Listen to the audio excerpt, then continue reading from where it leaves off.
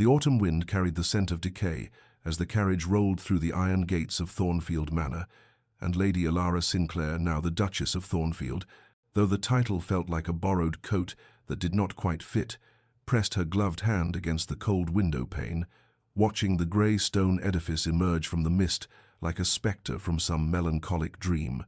The trees lining the drive had already surrendered their leaves, skeletal branches reaching toward a sky the colour of slate, and she found herself thinking that everything here seemed to be in a state of mourning, though for what or whom she could not say. The wedding had taken place only that morning in the chapel of her father's estate, a ceremony so brief and silent it hardly seemed real. The Duke had spoken his vows in a voice devoid of inflection, had not met her eyes even once, had placed the ring upon her finger with hands that trembled, not with emotion, but with what appeared to be suppressed fury, or perhaps anguish. Now, as the carriage lurched to a stop before the manor's imposing entrance, Elara smoothed her travelling dress and reminded herself that she had entered this arrangement with open eyes, and that her family's debts had required this sacrifice, that she was a woman of 23 years and possessed the fortitude to endure whatever coldness awaited her within those walls. The Duke emerged first, his tall frame unfolding from the carriage with a grace that seemed at odds with the rigidity of his bearing, and he did not offer his hand to help her descend, did not even glance back to ensure she followed as he strode toward the entrance, where a line of servants stood assembled in the gathering dusk. Elara descended alone, her small trunk following behind, and made her way across the gravel drive with her chin raised, refusing to let her trepidation show. Inside, the manor was all dark wood and darker shadows, portraits of long-dead Thornfield staring down from the walls with expressions as forbidding as the current Duke's, and it was there, in the great hall, with its enormous fireplace crackling uselessly against the pervasive chill, that the Duke finally addressed her directly. "Mrs. Holloway will show you to your quarters," he said, his voice carrying the same emotional emptiness it had held during their vows, and when the elderly housekeeper stepped forward with something like pity in her eyes, Elara felt the first stirring of true unease. "Your Grace," Mrs. Holloway began carefully, "shall I prepare the Duchess's chambers?" The Duke's jaw tightened, a muscle jumping beneath the pale skin, and his grey eyes beautiful, Elara thought distantly, and utterly devoid of warmth, fixed on some point beyond her shoulder. "No," he said flatly. "The servants' wing. The small room overlooking the kitchen garden." The words fell into the hall like stones into still water, and Elara felt the shock of them ripple through her body, even as she maintained her composure, even as the servants shifted uncomfortably and averted their gazes. "The servants' quarters, Your Grace?" Mrs. Holloway echoed, clearly hoping she had misheard. "You will sleep in the servants' quarters," the Duke repeated, each word enunciated with cruel precision, and now his eyes did find Elara's, cold and challenging, as though daring her to object. "I trust that will be adequate for your needs, madam.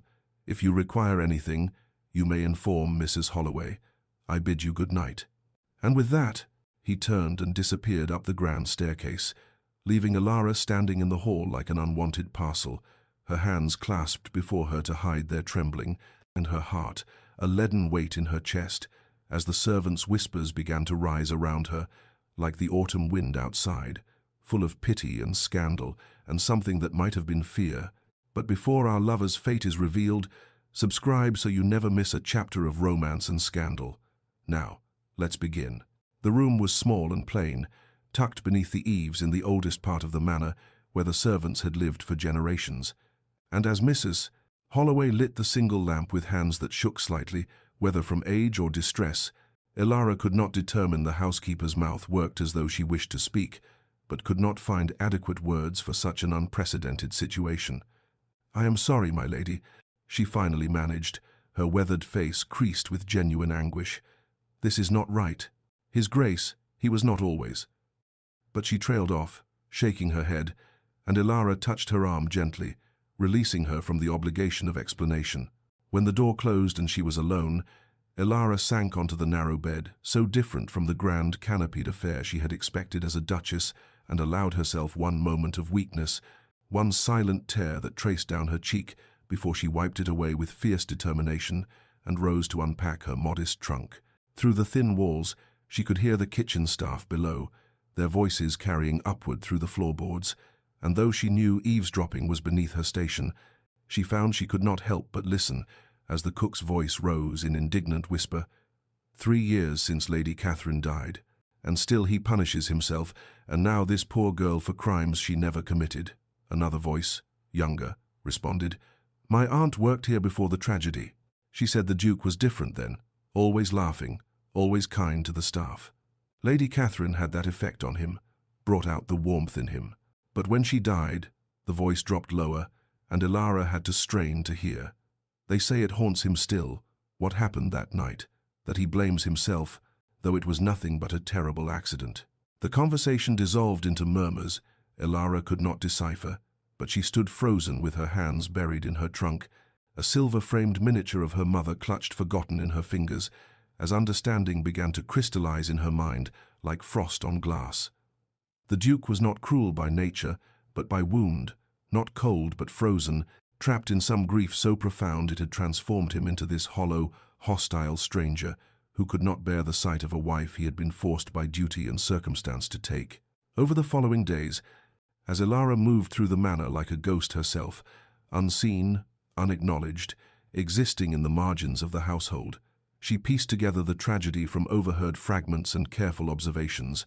Lady Catherine Ashworth, beautiful and gentle, engaged to Duke Adrian when both were young and full of promise, had died 3 years prior on a winter's night, when her carriage overturned on the treacherous road from the village, and the Duke, who was to have met her that evening but had sent word to delay due to estate business, had been the one to find her broken body in the snow. The guilt, the servants whispered, had devoured him from within, had turned him into a man who walked through life, performing the motions of existence, but feeling nothing, wanting nothing, refusing connection, lest it lead once more to devastating loss. Now, unpacking the last of her belongings in this room that smelled of lavender and loneliness, Ilara placed her few books upon the rough wooden shelf, and understood with sudden, painful clarity that she had been exiled, not as punishment for who she was, but as protection against what she might become, someone he could lose, someone whose loss might finally shatter what little remained of the Duke's fractured soul. Sleep would not come, though Ilara lay still as stone in the narrow bed, listening to the manor settle around her like an ancient creature easing its bones into rest, the creak of floorboards contracting in the autumn chill, the whisper of wind through cracks in the window pane, the distant ticking of a clock somewhere in the depths of the house marking each second of her exile with methodical precision. She had left the lamp burning low, unwilling to surrender completely to the darkness of this strange place, and its flickering light cast shadows that danced across the sloped ceiling like phantoms of all the servants who had slept in this room before her, dreaming their simple dreams of days off and sweethearts and lives unburdened by the weight of noble obligation. The house had fallen silent near midnight, the last footsteps fading, the last doors closing, until Ilara felt herself utterly alone in a way she had never experienced, even in the most solitary moments of her girlhood, and she was just beginning to drift toward an uneasy sleep when the scream shattered the stillness like glass exploding in a quiet room. She bolted upright, heart hammering against her ribs, every sense suddenly sharp and alert as the sound echoed through the corridors. Not a cry of physical pain, but something far worse, something primal and anguished, the sound of a soul in torment. Without conscious thought, Ilara threw off her blankets and reached for her dressing gown, her hands fumbling with the ties as she moved toward the door and out into the dim hallway where a few wall sconces burned low, casting more shadow than light. The scream came again, muffled now but no less terrible, and she followed it like a dark thread through the labyrinth of corridors, past closed doors, behind which she imagined the servants lying awake and listening with the resignation of those who had heard this many times before. The sound led her to the east wing, to a pair of ornately carved doors that stood partially open, and through the gap she could see the flicker of firelight, and hear now not screaming but ragged breathing, gasping sobs that struck her heart with unexpected force. She took a step forward, her hand reaching toward the door, when a voice behind her made her freeze. "My lady, please." Mrs. Holloway stood in the hallway, a shawl wrapped around her nightdress, her face drawn with exhaustion and sorrow. Best not to interfere, but Ilara could not move, transfixed by the sounds of suffering emanating from those chambers, and she watched as two young footmen emerged from the Duke's rooms, their faces carefully blank, though their eyes held a haunted quality that spoke of horrors witnessed too often. "His Grace suffers nightmares, Mrs. Holloway explained tersely, coming to stand beside Ilara and gently steering her away from the door. "They come most nights. There is nothing to be done. He will not accept comfort, will not see a physician, will not speak of what he dreams. We have learned it is best to let them pass." The breathing beyond the door had quieted now to something more controlled, though Ilara thought she could still hear the ragged edge of suppressed weeping, and she allowed herself to be led back through the corridors toward her small room, her mind reeling with this new understanding. When she finally lay back in her bed, the lamp still burning, sleep remained as distant as ever, but now her wakefulness had a different quality, not the loneliness of exile, but a strange, aching compassion for the man who had banished her, the broken Duke who screamed in the darkness with no one to hold him, suffering alone in his grand chambers while she lay alone in hers, both of them isolated by grief and duty, and the unbridgeable distance between what was and what might have been. The weeks unfolded with the slow inevitability of autumn itself, each day a variation on the theme of separation, and Ilara learned the rhythms of Thornfield Manor, the way one learns to navigate a house in darkness, by careful attention, by the memorization of obstacles, by accepting that some rooms would remain forever closed to her.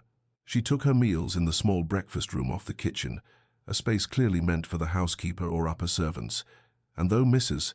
Holloway insisted on setting the table with fine china, as befitted a duchess, the gesture only emphasized the absurdity of her situation, a noblewoman dining in exile, while her husband ate alone in the great dining hall 1 floor above. Her days acquired a quiet structure born of necessity, mornings spent walking the extensive grounds where the gardens were slowly surrendering to winter's approach, the roses dropping their petals like abandoned hopes, the fountains drained and covered, the hedgerows browning at their edges, afternoons in the library, a magnificent room lined floor to ceiling with leather-bound volumes, where she would wait until she heard the Duke's footsteps retreating down the hall before slipping inside to lose herself in poetry and philosophy and novels of other people's lives. They passed each other occasionally in the corridors, these encounters unavoidable in a house they both inhabited, and each time Ilara would nod politely, would murmur "Your Grace" in acknowledgement, and each time the Duke would give the barest inclination of his head before moving past her, as though she were merely another piece of furniture, another portrait on the wall to be glanced at and forgotten. Yet she observed him despite his attempts at invisibility, could not help but notice the details that accumulated like fallen leaves. The way his hands trembled slightly when he reached for his coffee at breakfast. On the rare occasions their schedules overlapped, the haunted quality of his grey eyes that suggested sleepless nights and waking nightmares, the careful distance he maintained, not just from her but from everyone, even the loyal servants who had known him since childhood. She watched him from her window one morning as he stood in the garden staring at a particular rose bush, his posture so rigid it seemed he might shatter, and only later did she learn from the gardener that Lady Catherine had planted those roses the summer before she died. She saw how the household staff moved around him with exaggerated care, speaking in hushed tones when he was near, and she understood that his cruelty was not cruelty at all, but rather a fortress built stone by stone from grief and guilt, a wall meant to keep the world at bay so that he might never again feel the devastating pain of loss. The autumn deepened around them, November approaching with its promise of darker days and longer nights, and Ilara found herself no longer bitter about her banishment to the servants' quarters, but instead oddly grateful for it, for from this position on the margins she could observe without the burden of expectation, could begin to see past the Duke's frozen exterior to the suffering man beneath, could recognize in his careful isolation not rejection, but a terrible, misguided form of protection. He was not pushing her away because he hated her. She realized one afternoon as she watched him through the library window, standing alone in the dying garden, with his shoulders bowed beneath some invisible weight, but because he could not bear to let her close enough to lose. The storm arrived near midnight with the violence of something long suppressed, finally breaking free. Rain lashing against the windows in waves that sounded like handfuls of gravel thrown by an angry god, and Ilara woke from uneasy dreams to find her small room illuminated by intermittent flashes of lightning that turned the familiar shadows strange and menacing. She lay listening to the thunder roll across the moors, counting the seconds between flash and sound the way her mother had taught her as a child, and was just beginning to drift back towards sleep when the knocking came soft at first, almost tentative, then more insistent, a rhythm that seemed to carry within it some desperate urgency. For a moment she thought she had imagined it, that the storm was playing tricks with her senses, but then it came again, and she rose quickly, reaching for her dressing gown and tying it securely before moving to the door. Her mind racing through possibilities. Had something happened? Was there an emergency in the household? Had the storm caused some damage that required her attention despite her marginal status in this place? She pulled open the door and froze, her breath catching in her throat at the sight before her. The Duke stood in the dim corridor, his dark hair disheveled and falling across his forehead, his nightshirt open at the collar, revealing the pale column of his throat, and his eyes, those grey eyes that were usually so carefully shuttered, were wide and wild, with a terror so raw it seemed to strip away every defense he had constructed, leaving him exposed and vulnerable as a child woken from nightmare. He swayed slightly on his feet, and Ilara realized with a shock that pierced through her own confusion that he was not fully conscious. He was moving through some half-waking state where dream and reality blurred into one terrible landscape. "Catherine?" he whispered, his voice breaking on the name, and he reached toward her with a hand that trembled violently, his face transformed by such desperate hope and anguish that Ilara felt tears spring to her own eyes unbidden. "Catherine, I'm sorry. I'm so sorry, please." And then, like a man surfacing from deep water, awareness crashed back into his features, and she watched the exact moment when he recognized where he was, who she was, what he had done. The horror that flooded his expression was almost worse than the terror that had preceded it, a mortification so complete that he actually stumbled backward, his hand falling to his side as though he had been burned. "Your Grace," Ilara began, her voice gentle, wanting desperately to ease the shame she saw written across every line of his body, but he was already turning away, already fleeing down the corridor with his nightshirt billowing behind him like the wings of some wounded bird. "Wait," she called after him, stepping into the hallway, her hand outstretched though he was already too far to reach. "Please, wait." But he was gone, disappeared into the darkness and the storm, and Ilara stood alone in the doorway of her small room, with the rain drumming overhead, and her heart aching with a compassion so fierce it surprised her, for she had just witnessed what all the Duke's careful coldness had been constructed to hide, not indifference, not cruelty, but a grief so profound and a vulnerability so absolute that he could not bear for anyone to see it. And yet he had come to her door in his moment of greatest need, had sought her out through the labyrinth of his nightmares, had stood before her, stripped of all pretense, and in that brief, terrible moment, before shame drove him away, she had seen the man he might have been, the man he still was beneath the armor of ice. 3 nights later it happened again, and then again 5 nights after that, and by the time November settled fully over Thornfield Manor with its grey skies and early darkness, Ilara had come to recognize the pattern as clearly as she recognized the morning bells that called the household to waking.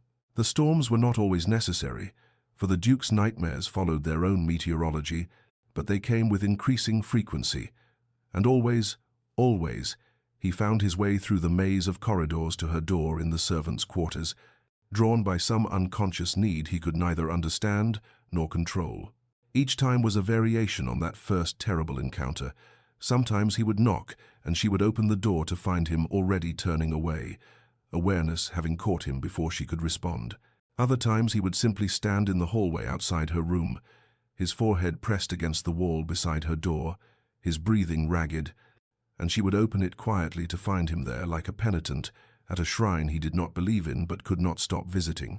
Once he actually entered when she opened the door, took 3 steps into her small room before his eyes focused, and he saw where he was, the mortification crashing over him like a wave before he bolted without a word. She learned not to speak during these encounters, for her voice seemed to shatter whatever fragile state held him, seemed to pull him too quickly back to consciousness and shame, and so she would simply open her door when the soft knock came, would watch him with compassion as awareness returned and sent him fleeing, would close the door again and return to her bed with her heart full of an ache she could not name. After the fourth visitation, Elara began to prepare for them the way one prepares for an expected guest.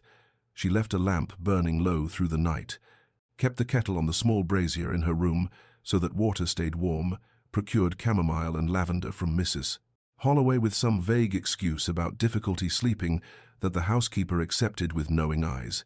She set out a second cup beside her own, laid a blanket across the chair near the fire, created a space of welcome should the Duke ever stay long enough to accept it, though each time he fled before she could offer anything but her silent presence. During their daytime encounters, those careful passings in corridors, those moments when they occupied the same rooms in stiff, formal proximity, she never mentioned his nocturnal visits, never let her expression betray that she knew how he came to her door in his most vulnerable moments, never gave any indication that she had witnessed him calling another woman's name with such desperate longing. She preserved his dignity with the same fierce protectiveness she would have afforded any wounded creature, understanding instinctively that to acknowledge these visits would be to drive him further into isolation, to add shame upon shame, until the weight became unbearable. Something shifted in her during those weeks, a transformation as subtle and inexorable as the changing season. She stopped resenting her exile to the servants' quarters and began instead to see it as a strange gift, for her proximity to the household's margins had placed her precisely where the Duke's unconscious mind sought comfort, and she understood now that he had not banished her to punish but to protect, and yet his own fractured psyche had betrayed his intentions, drawing him night after night to the one place he had sworn she would remain, the one person he had determined to keep at the greatest distance. The fifth time he came to her door, the storm outside was so fierce that the entire manor seemed to shudder beneath its assault, and when Elara opened to his knock, she found the Duke leaning heavily against the doorframe, his face ashen with exhaustion, his eyes bearing the haunted look of a man who has been awake for too many nights and can no longer remember what peace feels like. "Catherine," he whispered as always, but this time when awareness returned and shame began to flood his features, something in him simply broke, not dramatically, not with the violence of thunder, but with the quiet finality of a rope worn thin, finally snapping, and instead of fleeing, he simply stood there, swaying slightly, looking at her with an expression so lost that Elara acted without thought. "Come in," she said softly, stepping aside, and when he did not move, she reached out carefully, as one might reach for a frightened animal, and touched his arm with the lightest pressure. "Please, you're exhausted. Let me make you some tea." Perhaps it was the gentleness of her voice, or perhaps he had simply run out of strength to maintain his defenses, but he allowed her to guide him into her small room, allowed her to settle him into the chair by the fire, while she busied herself with the kettle and the chamomile she had kept waiting for, precisely this moment. The storm raged against the windows, rain streaming down the glass in sheets, and in the lamplight the Duke looked almost ghostly, his dark hair plastered to his forehead, his hands gripping the arms of the chair as though he might float away without such anchor. She pressed the warm cup into his hands, and he took it automatically, and they sat in silence for a long moment. She on the edge of her narrow bed, he in the chair, the space between them charged with all the words that had never been spoken. "I dream of that night," he said finally, his voice rough and low, as though the words were being dragged from some deep place within him. "The night she died. I dream that I'm driving the carriage myself, that I can see the moment when the wheel catches on the ice, when everything begins to overturn, and I try to stop it but my hands won't move, my voice won't work, and I can only watch as she—" His voice broke, and he stared down into his cup, as though it might contain some answer to questions he could not articulate. "It was my fault. I was supposed to meet her that evening. She was coming from the village because I had sent word asking her to come, and if I had not, if I had simply gone to her instead, if I had waited one more day—" He stopped, shaking his head, and when he continued his words came haltingly, each one seeming to cost him something. "The nightmares never stop. I thought if I kept everyone away, if I refused to let anyone close, I could contain it, could keep the darkness from spreading to others. I thought isolation was protection. But the darkness follows anyway. It finds me every night. And now—" He looked up at her for the first time, really looked at her, and his grey eyes were raw with shame and confusion. "Now I come to your door, though I have no memory of walking here, no conscious thought of seeking you out. and I wake to find myself standing before you like some madman, calling for a ghost. I have treated you abominably. I have exiled you to servants' quarters, ignored you, made you unwelcome in what should be your home, and still you—" He gestured helplessly at the tea, at the lamp she kept burning, at the quiet acceptance in her face. Elara set down her own cup and leaned forward slightly, her voice steady and clear despite the emotions swelling in her chest. "You are not a madman. You are grieving, and grief does not follow rules or timelines or logic. You come to my door because some part of you knows you should not be alone in your suffering, even if your waking mind refuses to acknowledge it." She paused, choosing her words carefully. "I do not need you to apologize for your treatment of me. I need you to know that you are heard, that what you carry is real and heavy and deserves to be spoken aloud, not locked away where it festers in darkness." And in that small room with the storm raging outside and the lamp casting its gentle light, the Duke of Thornfield wept for the first time since Catherine's death, and for the first time in 3 years, felt the presence of another human being who did not try to fix him or tell him to move on, but simply bore witness to his pain with compassion that asked nothing in return. The change came not as a sudden thaw, but as the gradual softening of frost beneath tentative sunlight, barely perceptible at first, easy to dismiss as imagination or wishful thinking until the accumulated evidence became undeniable.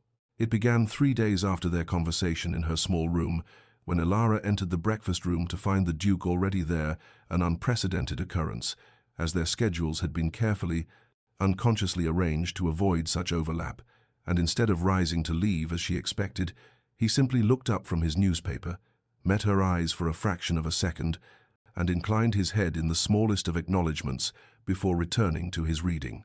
The gesture was minute, almost nothing, but it was something, and Elara felt it like warmth against her skin as she took her seat at the modest table. 2 mornings later, as she reached for the marmalade, his voice cut through the silence. "Did you sleep well, Lady Elara?"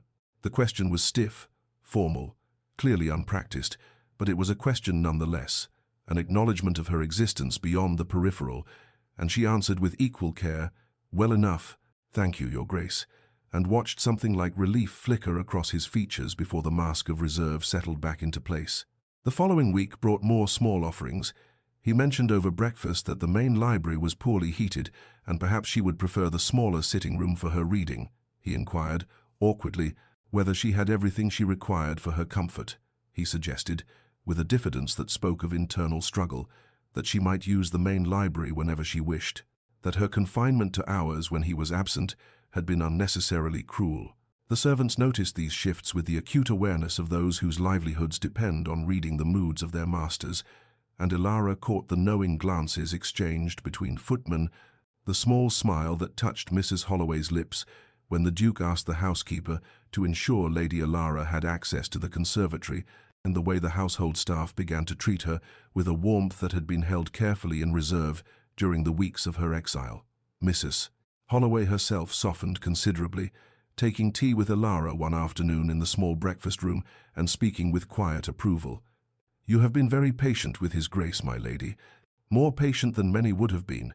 He is lucky to have someone who sees past the walls he builds." It was on a grey December afternoon, while wandering the portrait gallery in search of distraction from the relentless gloom outside, that Elara discovered the Duke standing motionless before a large canvas, and she knew, without being told, that this was Catherine, the woman whose ghost had haunted these halls for 3 years, whose name the Duke still called in his nightmares, whose death had transformed him from the warm, promising man the servants remembered into the hollow figure who now stood gazing at her painted face with an expression of such complex sorrow that Elara felt intrusive, simply witnessing it. She almost turned to leave, to grant him privacy in his grief, but something made her stay, made her walk quietly forward until she stood beside him in silence, 2 people looking at the image of a third who would never age, never change, forever young and lovely in her frame. The silence stretched between them, not uncomfortable but weighted with significance, and finally Elara spoke, her voice soft and without artifice. She was beautiful. The Duke's shoulders, which had been rigid with tension, relaxed fractionally, and when he responded, his voice carried a quality she had not heard before, not the cold formality of their public interactions, not the raw anguish of his nightmare-torn confessions, but something gentler, more human. "She was kind," he said, and then, after a pause that seemed to contain both acknowledgement and apology, "like you." The morning walks began without formal arrangement or spoken invitation, simply evolved from the coincidence of their paths, crossing one December morning when the frost lay thick upon the grounds and their breath made clouds in the frigid air. And the Duke, instead of nodding and continuing past as had become his recent custom, paused and said, "The East Gardens are quite beautiful at this hour, if you would care to see them."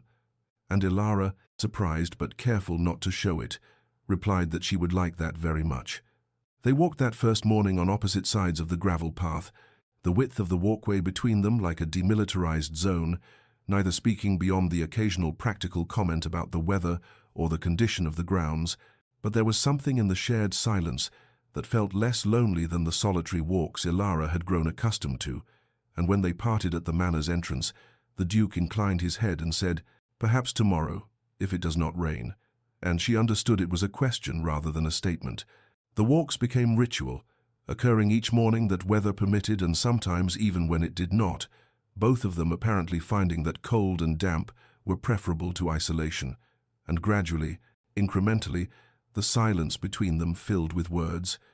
The Duke would point out a particular oak tree and mention how he had climbed it as a boy and broken his arm falling from its branches, how his father had been furious but his mother had laughed while binding the fracture. Ilara would speak of her own childhood, of growing up in a household where books were treasured above all else, where her father had encouraged her curiosity even as society frowned upon educated women. They shared memories like carefully wrapped gifts, testing whether the other would receive them with care or carelessness, and finding always that gentleness met gentleness, that vulnerability was honored rather than exploited. The Duke told her of the estate's history, pointing out the folly his grandfather had built for his grandmother, the walled garden his mother had designed, the meadow where the village held its harvest festivals in years gone by, and in these small sharings, Ilara began to see not just the isolated, grief-stricken man, but the layers beneath the boy who had loved this land, the young man who had dreamed of filling it with family and laughter, the broken soul who still, despite everything, tended it with devotion. And as the weeks passed and winter deepened, the physical distance between them gradually, almost imperceptibly lessened. They walked no longer on opposite sides of the path, but both on the same side, separated by several feet. Then those feet contracted to mere inches, and finally, on a morning when ice made the walkways treacherous, the Duke offered his arm with studied casualness, and Ilara took it with the same careful nonchalance, and they continued their walk as though this intimacy had always existed, as though the warmth of contact through layers of winter clothing was unremarkable rather than revolutionary. Neither acknowledged this shift, neither commented on how they now walked close enough that their shoulders occasionally brushed, how their steps had synchronized into a matched rhythm, how the silence between them had transformed from the emptiness of strangers into the comfortable quiet of two people who no longer needed words to communicate presence and acceptance, but both felt it, this subtle drawing together, this gradual collapse of the distance that grief and fear had erected between them. The library had become Ilara's refuge during the long afternoons, when the winter light failed early and the manor seemed to close in upon itself, and it was there on a particularly cold January evening that she found him, the Duke slumped in one of the leather wingback chairs near the fire, his head tilted at an angle that would surely cause pain upon waking, a leather-bound volume of Wordsworth lying open on the floor, where it had slipped from his relaxed fingers. The firelight played across his face, softening the harsh lines that grief and sleeplessness had carved there, and in repose he looked younger, more like the man he must have been before tragedy had aged him. Beyond his years, his dark lashes cast shadows on his cheeks, his mouth relaxed from its usual tight line, one hand fallen palm up on the chair's arm in an attitude of surrender. Ilara stood in the doorway for a long moment, debating whether to retreat and leave him to his rest, but the fire had burned low, and the room had taken on a distinct chill, and she could see the slight shiver that ran through his frame even in sleep, the way his body sought warmth it could not find.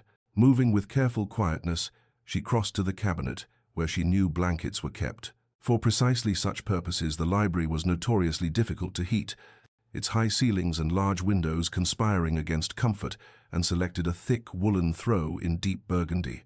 She approached the sleeping Duke with the same caution she had learned to employ during his nocturnal visits to her door, aware that any sudden movement might startle him into wakefulness and the inevitable withdrawal that would follow. And she was just settling the blanket across his shoulders when his eyes opened, grey and momentarily unfocused, with the disorientation of unexpected waking.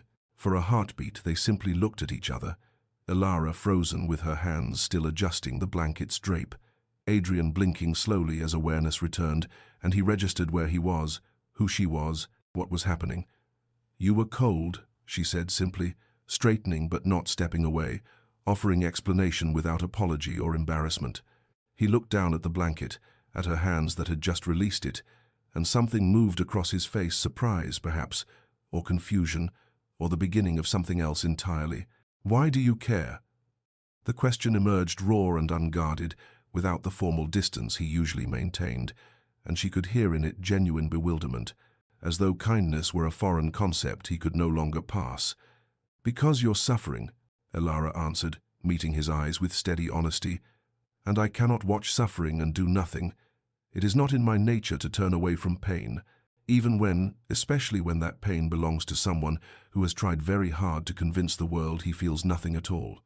The words hung in the air between them, simple and devastating in their directness, and she watched something crack in his carefully constructed armor, watched his expression shift from bewilderment to something more vulnerable, more open. Not love. It was far too soon for love, but perhaps the first tentative possibility of it, the recognition that this woman before him saw him truly and did not recoil, that she had witnessed his worst moments and remained, that her compassion was not pity but respect, an acknowledgement of his humanity despite all his efforts to deny it. The invitation to dinner came via Mrs. Holloway, delivered with barely suppressed pleasure and a knowing glint in her eye. His Grace requested Lady Elara's presence in the dining room that evening at 8 o'clock, and would she be so kind as to join him for a proper meal? It was, Elara understood, the first time since her arrival at Thornfield Manor that such an invitation had been extended, the first acknowledgement that she was not merely an inconvenient obligation to be shuffled aside, but the Duchess of this house, his wife-in-law if not yet in practice, and she dressed with more care than usual, selecting a gown of deep emerald that brought out the warmth in her brown eyes, her hands trembling slightly as she fastened her mother's pearl necklace at her throat. The dining room was vast and formal, the table long enough to seat 30, but place settings had been arranged at one end, close enough for conversation, and the Duke rose when she entered, his movements stiff with nervousness, as he held her chair, a gesture of courtesy he had never before offered. They spoke little during the first courses, the silence occasionally broken by polite remarks about the food or careful observations about the weather, both of them navigating this new territory with the caution of diplomats treading through a minefield. But as the meal progressed and wine softened the edges of their mutual uncertainty, the conversation found easier rhythms, touched on books they had both read, places they had both visited, memories that did not include ghosts. It was over dessert, a delicate pear tart that Elara barely tasted, that the Duke set down his fork with deliberate precision, drew a breath as though preparing for battle, and spoke with a formality that barely concealed the emotion beneath. "I have instructed Mrs. Holloway to have your belongings moved to the Duchess's chambers, where you should have been from the beginning." The words fell into the space between them like stones into still water, and Elara felt her heart quicken as he continued, his voice growing rougher, thick with regret. "I was cruel, I was afraid. I'm still afraid, but—" He stopped, struggled, and she could see the war being waged behind his eyes, the desire to retreat warring with the determination to push forward, and finally he simply shook his head, unable or unwilling to complete the thought, but the unfinished sentence hung there pregnant with possibility. "Thank you," Elara said softly, seeing not just the practical gesture but the immense courage it had required, understanding that this man who had spent 3 years building walls was now, brick by painful brick, beginning to dismantle them. "I accept, with gratitude." That night she found herself in the Duchess's chambers, rooms she had glimpsed only in passing during her early explorations of the manor, vast and beautifully appointed, with a canopied bed large enough for 3 people, windows overlooking the moonlit gardens, a dressing room lined with wardrobes and mirrors, everything a duchess could want or require. The servants had moved her modest belongings with touching care, her few books arranged on shelves that could hold hundreds, her simple dresses hanging in wardrobes meant for extensive trousseau, and as she lay in that grand bed beneath embroidered coverlets, she found herself missing her small room under the eaves, with its sloped ceiling and thin walls, missing the intimate space where the Duke had come to her door in his moments of greatest vulnerability, and she wondered with a pang whether he would still find his way to her now that she slept in chambers so far from the servants' quarters, so distant from the marginal spaces where broken things could meet without pretense. Winter settled over Thornfield Manor like a benediction, snow transforming the bleak grounds into something softened and almost magical, and with the turn of the new year came rhythms that felt less like accommodation and more like genuine companionship. Breakfast together each morning at 8, where they discussed the day's plans over coffee and toast. At afternoon walks when weather permitted, bundled in heavy coats and scarves, their breath mingling in the cold air. Evenings in the library, where they would read in comfortable proximity, occasionally sharing passages aloud or debating some point of philosophy or poetry. They were learning to inhabit the same spaces without the careful distance that had characterized those early weeks, learning that shared silence could be as intimate as conversation, that the simple presence of another person could transform a room from lonely to peaceful. Adrian smiled occasionally, now small expressions at first, barely more than a softening of his usual serious mien, but gradually becoming more frequent, more genuine, brief flashes of the man he must have been before grief had carved away his capacity for lightness. Ilara discovered that he possessed a dry wit that emerged unexpectedly, a subtle humor that caught her off guard and made her laugh in ways that seemed to surprise and please him equally. He began to ask her questions during their walks, genuine inquiries that went beyond politeness, about her family, her childhood, her favorite books and why they moved her, about her dreams for the future, what she hoped to accomplish, what brought her joy. She learned in turn about him through observation and conversation, discovered his surprising gentleness with the estate workers, the way he knew each tenant family by name and circumstance, how he could spend an hour discussing crop rotation with the farmers or listening to the gardeners' theories about soil composition.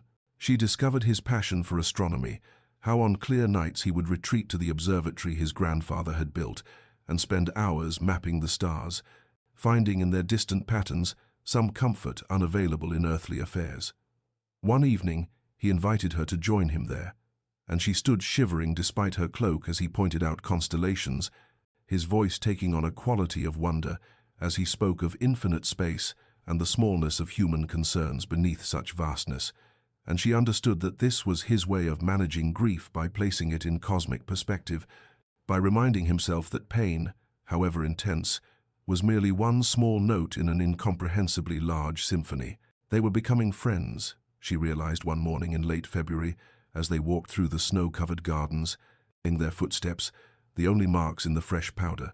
Genuine friends who knew each other's wounds and habits and preferences, who could anticipate each other's thoughts, who had learned to read the subtle shifts in mood and expression that others might miss. Yet beneath this friendship ran an undercurrent of something else, something neither was quite ready to name or acknowledge, the way her heart quickened when he smiled at her, the way his hand would linger a fraction too long when helping her over icy patches, the way they had begun unconsciously to stand closer together and to seek out each other's company not from obligation but from genuine desire, to feel incomplete when circumstances forced them apart for a day. The nightmare came in March, during the last gasp of winter, when the cold seems most bitter because spring has been promised but not yet delivered, and Ilara woke not to knocking at her door but to the sound of screaming that carried through the corridors of Thornfield Manor with such raw anguish that she was out of bed and running before conscious thought could intervene, her feet bare on the cold floors, her nightgown billowing behind her as she navigated the familiar route to the Duke's chambers. She did not knock, did not pause at the threshold to consider propriety or permission, simply pushed through the heavy doors to find him thrashing in the great canopied bed, his face contorted with terror, his voice hoarse from screaming words she could not quite distinguish Catherine's name, apologies, desperate pleas that seemed torn from some deep place of unbearable guilt. Two servants hovered uncertainly in the doorway behind her, But Ilara waved them away and moved to the bedside, sitting carefully on the mattress's edge and reaching for his hand, which was clenched into a fist against his chest. "Adrian," she said firmly, using his given name for the first time, and when he did not respond, she said it again, louder, her other hand touching his shoulder with gentle pressure. "Adrian, wake up! You're dreaming! Wake up!" His eyes flew open, wild and unseeing, and for a terrible moment she thought he might strike out in his confusion. But then awareness crashed in, and he saw her, really saw her, and the terror in his expression transformed into something even more devastating: recognition, shame, and beneath it all, a desperate, drowning need. He was shaking violently, his entire body trembling as though with fever. And without hesitation Ilara moved closer, gathering his hand between both of hers, grounding him with her touch. "Tell me," she urged softly but firmly. "Tell me what you saw. Don't keep it locked inside where it festers. Tell me." And he did, the words tumbling out in broken fragments at first, then flowing like a dam finally breached. The whole terrible story of that winter night 3 years ago. How Catherine had been visiting her sister in the village. How he had sent word asking her to return that evening because he had something important to discuss. How he had waited for her in the drawing room with a ring in his pocket, planning to propose moving their wedding date forward because he could not bear to wait another 6 months. How the hours had passed and she had not arrived. How he had grown concerned and finally ventured out himself to find her carriage overturned on the icy road, the horses screaming in the darkness, Catherine's body lying impossibly still in the snow, her neck broken, her eyes open and staring at nothing. "If I had not sent for her," he said, his voice breaking, "if I had simply waited until morning, if I had been patient instead of eager, she would still be alive. I killed her with my impatience, my selfishness, or my need to have everything immediately." The tears came then, finally, after 3 years of frozen grief, streaming down his face as his breath came in ragged gasps. "And I am terrified, terrified that if I allow myself to care for you, if I let myself feel anything real, I will lose you too. And I cannot survive that loss again. I cannot." But Ilara was already holding him, pulling his head to her shoulder, her arms wrapping around his shaking frame as he broke completely, and she held him through the storm of grief that had been building for years, whispering against his hair that he was not alone, that she was here, that his fear was understandable but his guilt was undeserved, that loving carried risk, but that risk was what made us human. Dawn broke pale and hesitant over Thornfield Manor, the first light filtering through the heavy curtains of the Duke's chambers, to find them still together. Ilara sitting against the headboard, with Adrian's head resting against her shoulder, her arms around him in a posture that would have scandalized anyone who witnessed it, though both were far beyond caring about propriety in this moment of raw honesty. She had felt him finally relax into exhausted sleep near 4 in the morning, his breathing evening out, his grip on her hand loosening, and she had remained motionless rather than risk waking him, and now as consciousness returned to him, she felt his body stiffen with awareness, felt embarrassment begin to flood through him as he registered their position, the intimacy of it, the vulnerability he had displayed. He pulled away carefully, sitting up and running a hand through his disheveled hair, unable to meet her eyes, and she could see him beginning to construct the familiar walls, to retreat behind formality and distance, and she refused to allow it. "Adrian," she said firmly, using his name again with deliberate intent, and when he still would not look at her, she reached out and gently touched his chin, turning his face toward hers. "What you showed me last night wasn't weakness, it was trust, and trust is the bravest thing a person can offer." He shook his head, his expression anguished, but she continued before he could speak. "You have spent 3 years believing that to feel is to invite destruction, that to open yourself to connection is to guarantee loss.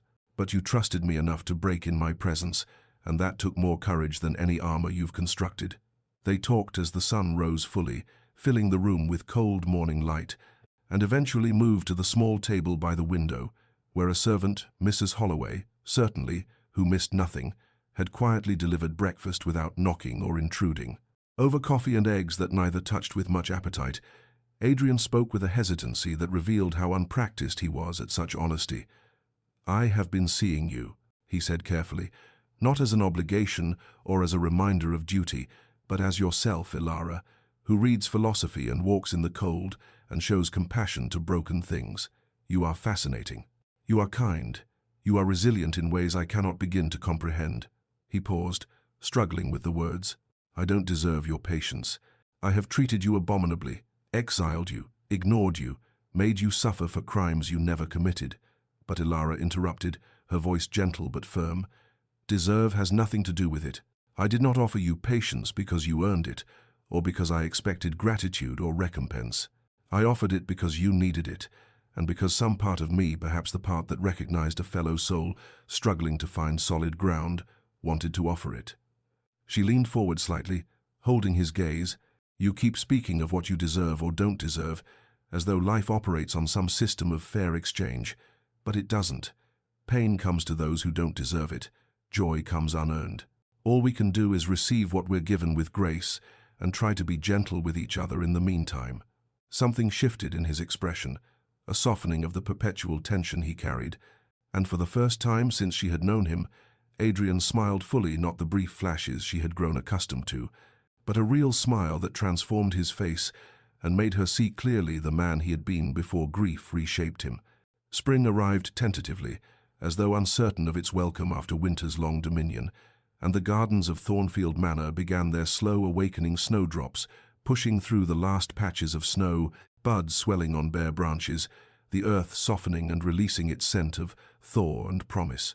It was during their morning walk through these transforming grounds, the air still crisp, but carrying an edge of warmth that spoke of longer days to come, that Adrian reached for Ilara's hand, not unconsciously as he had done when guiding her over icy patches, but deliberately, intentionally, his fingers finding hers and intertwining with a gentle pressure that asked a question his voice could not form.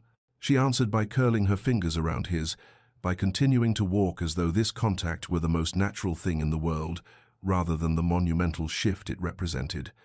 And they moved together through the garden paths, speaking of inconsequential things, the progress of the crocuses, the plans for spring planting, a book she had been reading while both acutely aware of every point where their skin touched, of the warmth flowing between their joined hands, of the boundary they were crossing, with this simple gesture that felt somehow more intimate than all their late-night conversations and shared vulnerabilities.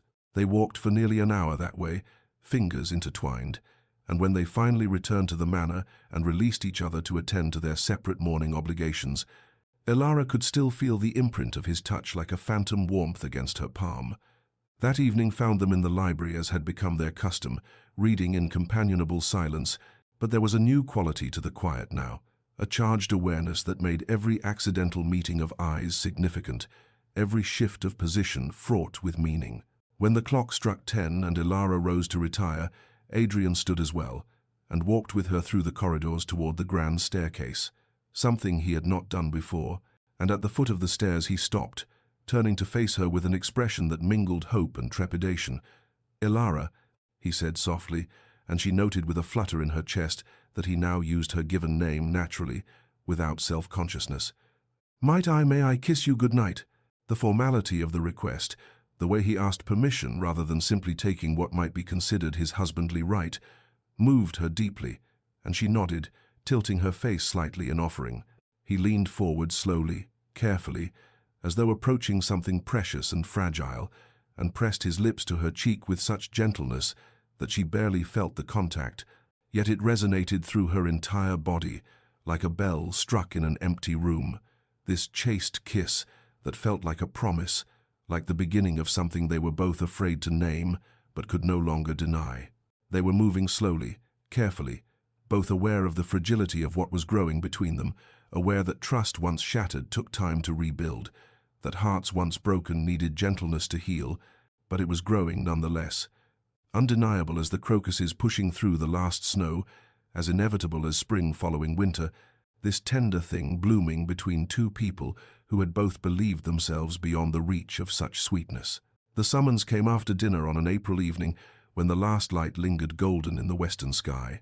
Adrian's voice quiet but intent as he asked if she would accompany him to the portrait gallery, and something in his manner, a nervous energy, a purposefulness, made Ilara's heart quicken as she agreed and followed him through the familiar corridors.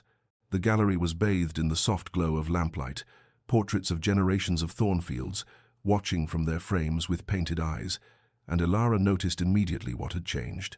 Catherine's portrait, which had hung in isolated prominence at the gallery's center like a shrine, had been moved to its proper chronological place among the family ancestors, still honored, still beautiful, but no longer the singular focus of the room, no longer separated from the flow of history, as though her death had stopped time itself. Adrian stood before the portrait, his hands clasped behind his back, and when he spoke, his voice carried a steadiness that came from hard-won resolution. I will always honor what she meant to me. Catherine was my first love, and her death nearly destroyed me. For 3 years I have kept her here, isolated, as though by preserving her separateness, I could somehow keep her alive, keep the past from becoming truly past. He turned to face Elara, and she could see the evidence of struggle and victory both written in his expression. But I cannot live in the past anymore. You've shown me that. You've shown me that healing doesn't mean forgetting, that moving forward isn't betrayal, that it's possible to honor what was while still embracing what is. He moved toward her, closing the distance between them, and took both her hands in his grip warm and slightly trembling. We're already married in law, bound by contracts and ceremonies neither of us chose. But I would like to marry you in heart, Elara. I would like to stand before you now, in this moment, and offer you not obligation but choice, my choice to love you, to build a life with you, to try every day to be worthy of the patience and compassion you've shown me. His grey eyes, which had been so cold and shuttered when she first arrived at Thornfield, and now held depths of emotion that made her breath catch. If you'll have me, not the broken man you were given, thrust upon you by circumstance and necessity, but the man I am trying to become, the man who is healing. Yes, still healing, perhaps always healing, but healing because of you, because you refused to accept my walls, because you saw past my cruelty to the suffering beneath and offered grace instead of judgment. His voice roughened with emotion, and she could feel the tremor in his hands. I cannot promise you the man I was before Catherine died. That man is gone, and perhaps that's as it should be, but I can promise you the man I am now, flawed and scarred, but trying, always trying, to be better, to be open, to choose love, even knowing it carries the risk of loss. Will you marry me, Elara? Will you have me, not in law but in truth?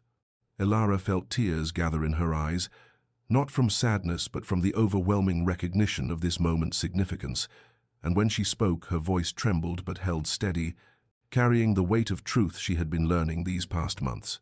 Yes, she said simply at first, letting the word stand alone for a heartbeat before continuing. But it is more than yes, Adrian. It is yes with understanding, yes with my whole heart, yes with the knowledge of what we are truly offering each other. She tightened her grip on his hands, holding him as surely as he held her. I came to Thornfield resigned to a loveless duty, prepared to endure a marriage of convenience and obligation, expecting nothing more than cold formality and separate lives lived under the same roof. But I found something I never anticipated, not a fairy tale rescue where some perfect hero saves a helpless maiden, but something far more real and far more precious. Two people learning to heal together, teaching each other through patience and presence that wholeness is possible even after breaking. She paused, searching for the right words to convey what she needed him to understand.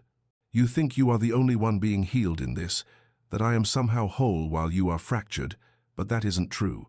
You've healed me too, Adrian.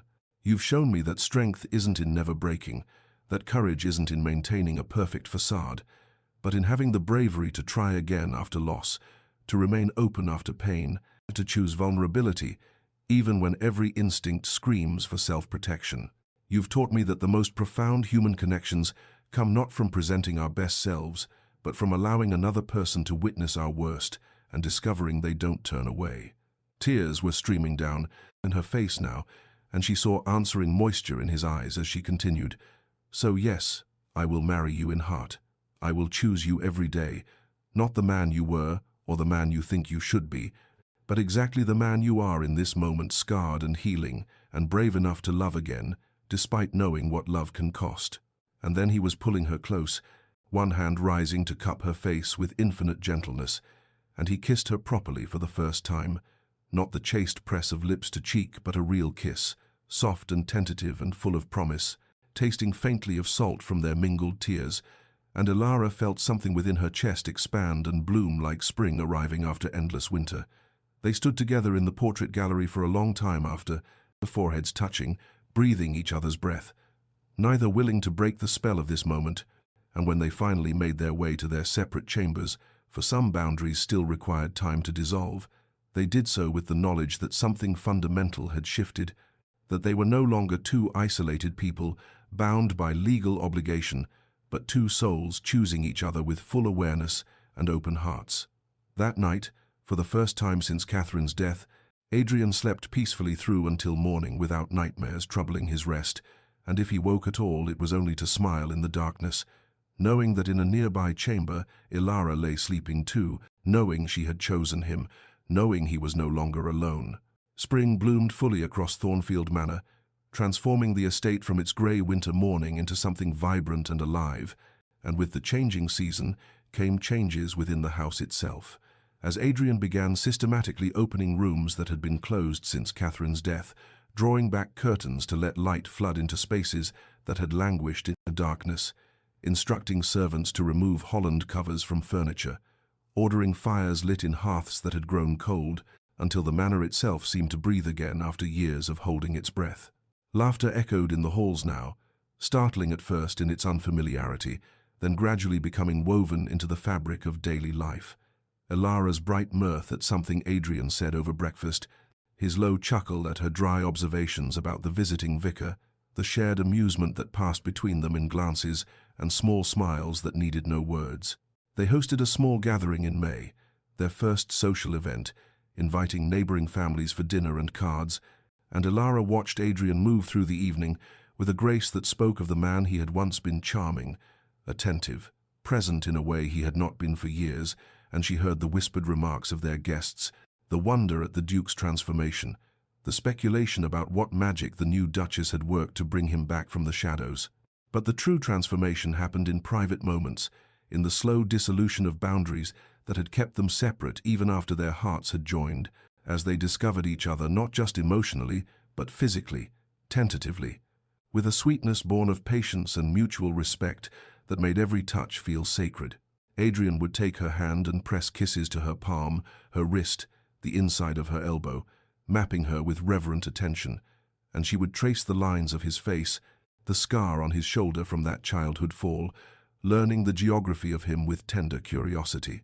They moved toward full intimacy gradually, over weeks rather than rushing, each step negotiated through whispered questions and breathless assent, and when they finally came together completely, it was with a gentleness that brought tears to Elara's eyes, a joining that felt less like passion's fire and more like coming home after a long exile.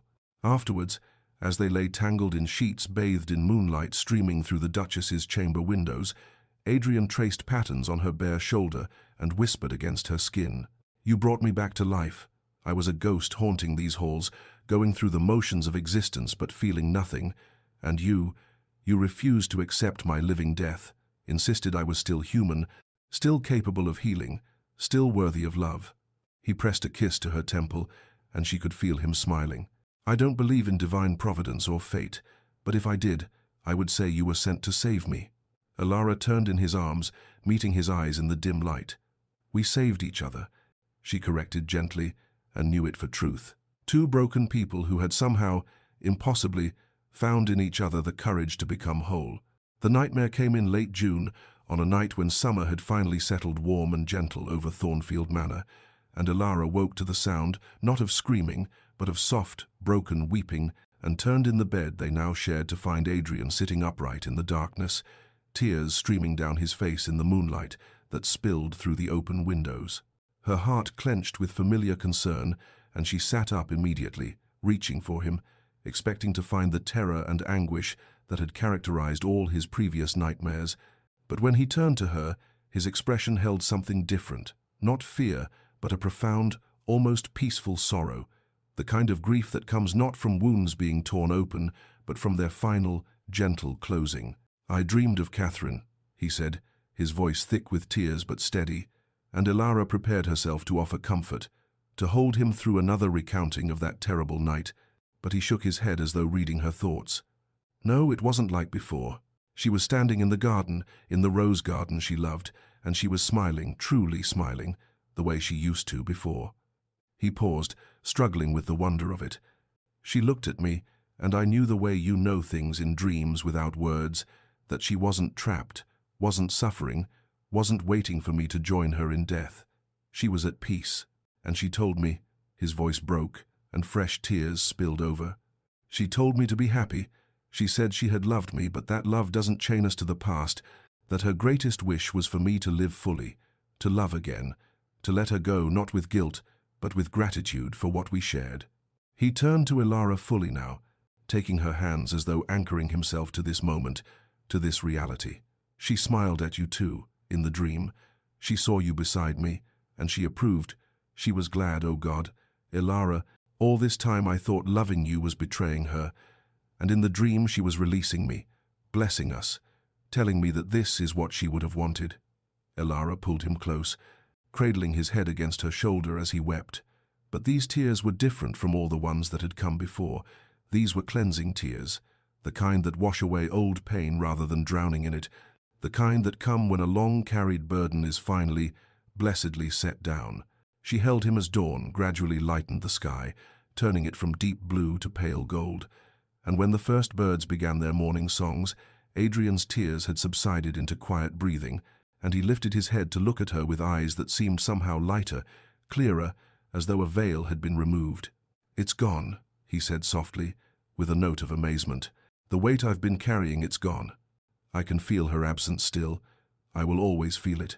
But the guilt, the crushing sense that I killed her, that I don't deserve happiness," he shook his head. "It's lifted."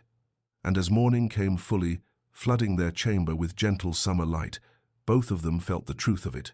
The past had finally, truly released its grip, leaving them free to walk forward into whatever future they would build together.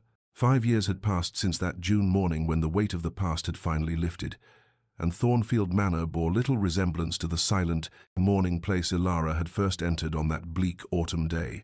Now it was filled with light and warmth, and the particular chaos that comes with small children. For Adrian and Elara had been blessed with two, William, who at 4 possessed his father's grey eyes and his mother's curiosity, and little Catherine, named in honour and not in sorrow, who at 2 was just discovering the joy of running through halls that had once been haunted by nothing but silence and grief. The manor rang with their laughter, with the sound of small feet on marble floors, with the endless questions and demands and delights of childhood, and the servants who had once walked on eggshells now smiled openly, their own happiness reflecting the transformation of the household they served. In the portrait gallery, Catherine Ashworth's painting still hung in its place of honour among the Thornfield ancestors, but beside it now hung a portrait of Elara, commissioned on their 3rd anniversary, the two women equal in beauty and dignity, past and present coexisting without conflict. And Adrian had told their son when he asked about the 2 duchesses that both were important, both were loved, both deserved to be remembered, for healing was not erasure but integration, not forgetting but learning to carry memory with grace rather than anguish. The nightmares still came occasionally, perhaps twice a year now, but when they did, Adrian knew how to weather them, knew to wake Elara, to speak of what he had seen, to let her hold him until the terror passed, and always he woke with gratitude for her presence rather than shame at his vulnerability. On this particular summer afternoon, Elara worked in the rose garden that Catherine had planted and that she had restored and expanded. Her hands in the soil, her face turned up to catch the sun, while their children played nearby under the watchful eye of their nursemaid, and from his study window, Adrian watched them with a peace he had once thought impossible, a contentment so profound it sometimes moved him to tears, not of sorrow but of wonder, that life could transform so completely, that joy could follow despair, that love could bloom again in ground scorched by loss. Dear listener, if you have stayed with us through this long tale of grief and healing, know that its lessons are universal and true. Healing is not forgetting, it is learning to carry our wounds with grace while opening our hearts to new joy, accepting that scars are part of us but need not define us, understanding that the past deserves honor, but the present deserves our full presence. The darkest night gives way to dawn, If only we have the courage to wait for it, to remain open even when everything in us wants to close, to choose connection even when isolation seems safer. May you find your own peace in whatever storms you weather, your own second chance at happiness when you believe all chances are exhausted, your own patient companion who sees past your armor to the tender heart beneath. May you rest well tonight, knowing that transformation is always possible, that no winter lasts forever, that spring comes even to the most frozen ground. This story was brought to you by Tales of Hope and Healing. Subscribe for more stories of redemption, patience, and the extraordinary courage of ordinary hearts, learning to love again. Good night, dear listener, and may your own dreams be peaceful.